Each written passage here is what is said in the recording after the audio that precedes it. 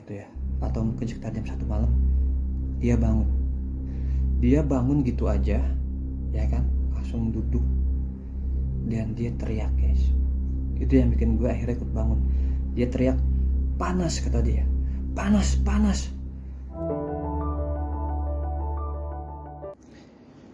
Oke, assalamualaikum warahmatullahi wabarakatuh. Selamat malam, jumpa lagi di channel kita ya, Jurnal Utara. Oke guys, gue kayak gini ya, soalnya tadi habis ketemuan dengan anak-anak pecinta alam nih ya, dan pertemuannya terbatas sih, nggak banyak orang juga kan. Cuman waktu pas tadi kita ketemuan tuh gue ya tadi ngobrol-ngobrol sama teman-teman dan akhirnya teringat dengan sebuah kisah nih. Nah, gue ingat pada kejadian tahun 2014, sekitar 2015 deh, 2015 itu sekitar tahun 2015 ya. Saat itu gue sama teman-temannya, gue ikut rombongan dari Bandung, komunitas pendaki gunung regional Bandung itu. Kita bikin ekspedisi kecil-kecilan ke Gunung Gede Pangrango guys ya. Nah, singkat cerita, waktu itu kita sampai sekitar pukul berapa ya, gue lupa beneran, pagi kalau nggak salah sih, pagi menjelang siang itu di kaki gunungnya. Dan akhirnya kita sampai di Surakencana untuk istirahat guys.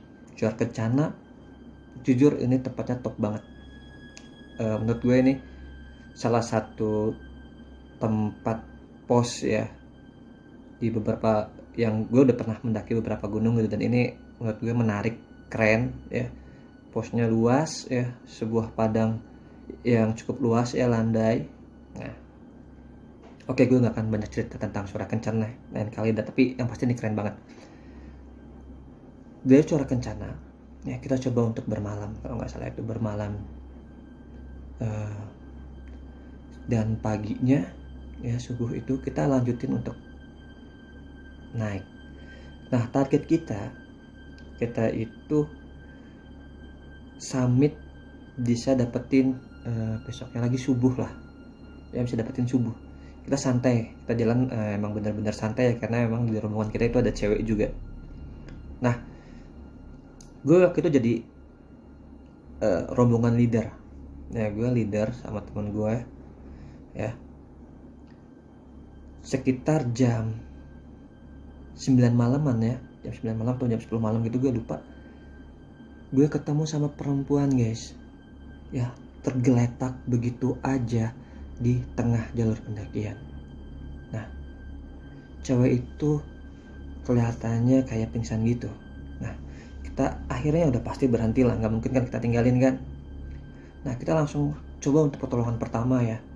Dia masih berdenyut ya, dia cuman hampir nggak sadarkan diri ya, tapi sebenarnya masih sadar gitu, cuman dia merem karena mungkin saking kelelahan atau lemes gitu. Kita coba buat bikin dia itu bangun ya, gue bisikin pelan-pelan, kita balurin kayu putih di tangannya ya, di tangannya gitu ya. Kita langsung buat api di sekitar situ supaya agak hangat ya. Kita langsung pasang blanket ke dia, dan akhirnya dia sadar guys. Nah, di situ teman gue coba untuk masukin asupan ya, langsung coba suruh minum, kasih dia minum susu ya, kasih dia minum susu dulu ya kan. Nah, tapi susah guys, dia nggak mau ngomong sepatah kata pun.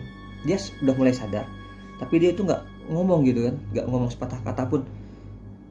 Akhirnya, nah ini gue nih mungkin karena speaknya atau gimana gitu kan, akhirnya dia mau guys. Nah, cewek ini gue nggak bilang cewek ya, karena dia masih kecil lah ya kan. Ade ini ya, dia mungkin kelas SMA kayaknya sih, kalau dari ukuran tubuhnya itu sama wajah itu SMA. Si Ade ini dia mau untuk akhirnya minum 1-3 sendok lah, mulai pelan-pelan minum kan. Dia kelihatannya udah mulai kembali ada energi tuh. Akhirnya kita putusin, oke deh, walaupun ini bukan pos ya, ini jalur pendakian, kita putusin untuk bikin tenda di situ seadanya ya, otomatis lah tempatnya nggak ada yang landai ya kan, banyak semak-semak, kita langsung sedikit ngebabat ya kan, sedikit ngebabat alas tuh, kita bikin fly sheet, bikin tenda ya kan, mendadak di sana. Nah akhirnya, nah guys, gue itu intinya dipercaya ya untuk take of care dia ya, akhirnya gue tidur gak jauh dari dia guys. Nah alhamdulillah ya, syukur dia akhirnya bisa tidur. Dia tidur dengan tenang ya. Nah, dan gue tidur gak jauh dari dia. Tiba-tiba tengah malam kalau gak salah itu ya, atau mungkin sekitar jam 1 malam, dia bangun. Dia bangun gitu aja ya kan, langsung duduk dan dia teriak guys. Itu yang bikin gue akhirnya ikut bangun. Dia teriak, panas kata dia, panas, panas, saya mau keluar, panas, dia bilang kayak gitu. Nah gue heran karena itu dingin banget udaranya. Kalau lu pernah ke Gunung Gede Pangrango, lu pasti ngerti deh, gunung itu cukup dingin kan. Nah apalagi tuh sempat hujan ya, jadi sempat hujan, hari itu sempat hujan, jadi pasti dingin. Nah dia bilang panas-panas, dia langsung ngebuka sleeping bagnya dia dan dia maksa buka jaket. Nah gue halangin, jangan kata gue kan, ini dingin kata saya tuh, kamu jangan macam-macam, ini dingin ya, nurut sama saya. Dia bilang panas, dia seolah kayak nggak dengerin apa yang gue bilang. Dia bilang panas dan dia mau keluar. Gue mau keluar kata dia. Gue tambah heran lagi, mau keluar. Dia bilang mau kemana kata saya. Temen saya udah pada nungguin. Nah dia bilang temennya udah pada nungguin. Gue mikir simple, apa dia udah punya janji ya kan, untuk bisa datang nemuin temennya di atas gitu misalnya kan, atau gimana. Gue langsung tanya, temen lu emang di mana? Nggak ada orang kata gue tuh, lu sendirian, kita nemuin lu tuh sendiri kata gue. Dia bilang itu teman saya udah di depan tenda. Gue kaget kan, anjir depan tenda ya. Gue langsung lihat ke belakang tuh, ke pintu tenda, dan gak ada siapa-siapa guys. Gue cek gak ada siapa-siapa. Gue bilang, jangan tolol kan gitu. Gue bilang gitu, gak ada siapa-siapa di luar, temen lu gak ada, udah lu sekarang sama kita aja, besok baru cari kata gue. Dia marah guys, panas, saya mau keluar, saya mau ke teman kamu di mana? Itu depan tenda. Mana kata saya kan, itu teman saya banyak di bawah pohon. Wah guys, itu gue langsung lumayan merinding tuh. Dia bilang di bawah pohon.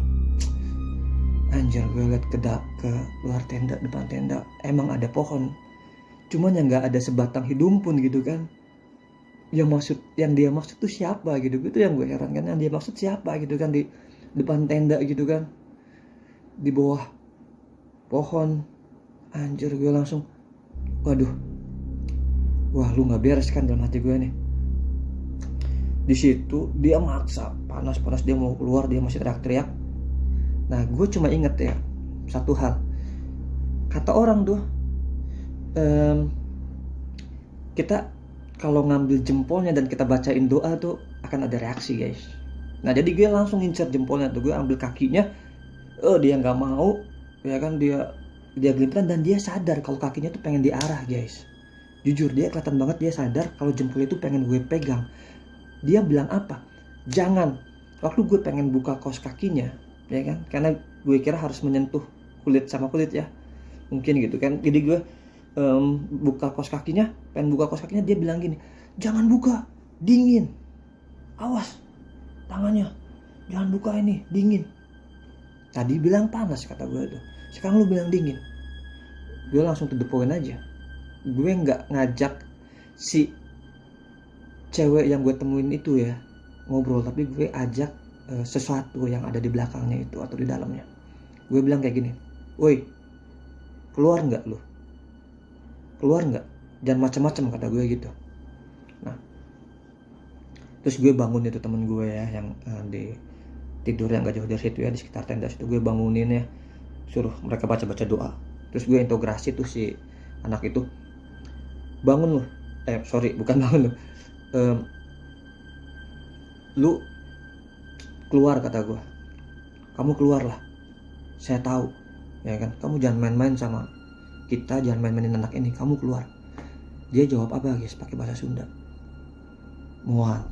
Dia bilang, moal, aing moal keluar, sambil ketawa guys, gitu. Aing moal keluar sambil senyum. Aduh, di situ gue makin, iya, agak ngeri, tapi gue dongkol gitu tuh. Ini parah kan. Oke, gue terusin ya, ayo kita doain lagi. Gue baca doa apa yang gue bisa, gue cari jempolnya tuh. Dia teriak panas, wah, dia teriak panas. Temen gue inisiatif, ya kan, Bang Bemi, dia langsung banjur pakai air kan.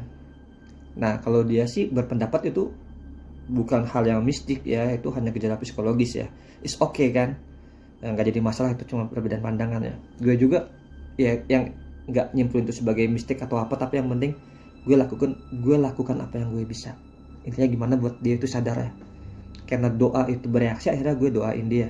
Dan dia akhirnya ketika dibanjur ya kan, dia akhirnya kayak pusing-pusing gitu guys. Kayak pusing-pusing gitu, dia akhirnya lemes ya kan. Akhirnya dia bisa tidur lagi. Nah, dia tidur lagi. Selang 1 atau 2 jam kemudian tuh dia bangun guys. Dia bangun, gue bangun lagi, dia diam ngelamun. Gimana, masih sakit, kata gue kan. Enggak, kata dia. Bukan, dia nggak jawab enggak sih. Dia cuma geleng-geleng kepala. Masih sakit enggak? Geleng-geleng kepala gitu. Pusing enggak kepalanya? Geleng-geleng kepala. Perut gimana perut, kata saya tuh. Enggak, ya kan. Nah, terus kamu mau apa, kata saya, tanya gitu kan. Dia bilang, anterin saya pulang. Saya bilang, iya nanti kita pulang kok. Ya, kita pulang, kita besok turun, kata gua. Kita nggak akan summit kalau kamu belum sembuh, kita besok turun, kata saya kan. Anterin saya pulang, kata dia bilang gitu. Iya besok pulang. Sekarang, dia bilang kayak gitu. Iya kita ke bawah, tapi nggak bisa sekarang. Dia bilang apa? Anterin saya pulang ke atas. Anterin saya ke puncak. Nah, itu guys. Dia ternyata masih belum sadar sepenuhnya. Iya, orang yang lagi sakit kan gak mungkin kan minta dianterin pulang. Tapi pulang itu ke puncak guys. Dia bilang mau ke kawah ya. Bayangin guys. Dia bilang mau ke puncak. Anterin saya ke kawah Pangrango. Nah, di situ gue mulai bergidik lagi ya. Dari situ gue mulai doa-doa lagi.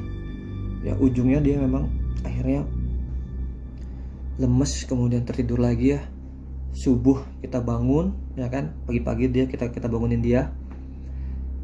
Nah, dan dia memang belum sadar sepenuhnya ya, masih kayak orang melongo gitu. Dan sekitar jam 9 atau jam 10-an itu ada datang beberapa orang yang ternyata nyari dia guys. Jadi baru datang tuh, kita temuin dia jam 9 malam ya kan. Jadi orang yang nyari dia itu datang jam 9 pagi. Itu jarak sekitar 12 jam deh. Kalau seandainya kita nggak ketemu sama dia, atau nggak ada pendaki lain yang ketemu sama dia misalnya kan, nah itu gimana guys nasibnya tuh si cewek itu. Dan waktu kita temuin tuh udah hampir gejala hipotermia. Itu udah, menurut gue udah ngeri banget ya. Dan dari situlah kita tahu kronologisnya itu seperti apa. Ternyata nih ya, dia itu ikut pendakian massal. 1, ya kan, dia ikut pendakian massal. 2, dia itu nggak mempersiapkan fisik sepertinya. Akhirnya dia itu kelelahan. Dan dia ditemani oleh 2 orang cowok guys. Jadi dia istirahat itu bertiga tadinya. Dan mungkin karena ini pendakian massal, sweepernya itu mungkin ada kendala kesalahan teknis atau apa, ngelewatin dia gitu guys. Jadi mungkin disangkanya itu bukan rombongannya dia atau gimana. Intinya sweepernya ini ngelewatin dia ya kan. Jadi seolah-olah tidak terjadi apa-apa di middle gitu. Inilah pentingnya sweeper guys. Jadi kalau emang ada sweeper, kalau bisa ada super sweeper lah kan, yang benar-benar udah kompeten di pendakian ya, udah veteran gitu kan. Jadi dia jadi super sweeper, dia yang akan menghabiskan jalur tuh. Nah, dia udah ketinggalan rombongan. Jadi ternyata kan dia bertiga nih, cowok 1, cowok 2, dan dia. Nah, cowok 1 memutuskan untuk ngejar rombongan yang di atas. Karena dia punya sisa tenaga untuk ngejar mungkin ya. Dia izin, lu tunggu di sini ya berdua, gue pergi dulu ke atas. gue kejar sebisa gue dan nanti gue bilang supaya jemput kalian berdua karena kalian tuh udah lemes banget di sini. Oke lah, dia pergi tuh. Sejam kemudian, 2 jam kemudian, atau mungkin lebih dari itu, nggak ada kabar gitu kan. Akhirnya yang kedua nih, mungkin dia nggak sabaran juga, entah kenapa, apa yang dipikirkan, dia malah mutusin untuk nyusul temennya yang pertama, yang cowok satu itu. Jadi cowok dua ini dia punya sisa tenaga untuk jalan, tapi dia ninggalin si cewek, guys. Gue nggak ngerti tuh. Intinya tuh si cewek itu kan akhirnya sendirian. Jadi si cowok ini pergi dan ninggalin si cewek ini. Apa nggak ngeri tuh, guys? Ya kan? Nah, akhirnya si cewek ini sendirian, dan untungnya ya kita ketemu ya. Dan mungkin kalau nggak ketemu kita juga mungkin ketemu pendaki lain ya, karena itu ada di tengah jalur sih kan. Cuman kalau misalnya ketemu pendaki lainnya itu agak lama ya, memang agak ribet juga tuh, bahaya guys, beneran, karena dia udah mulai kedinginan tuh waktu kita nemu tuh. Nah, jadi intinya mungkin ya, saran gue untuk yang suka hobi mau naik gunung ya, persiapkan fisik dulu guys, fisik, mental, dan ingat loh, setia kawan itu benar-benar ya. Memang banyak orang bilang sikap asli kita akan kelihatan kalau kita di gunung.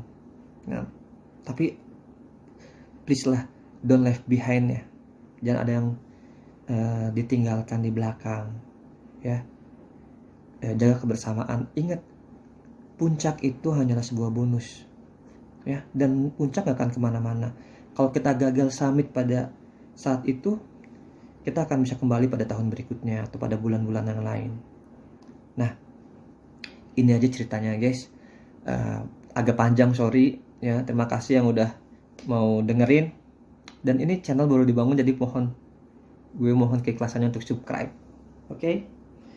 Terima kasih. Wassalamualaikum warahmatullahi wabarakatuh.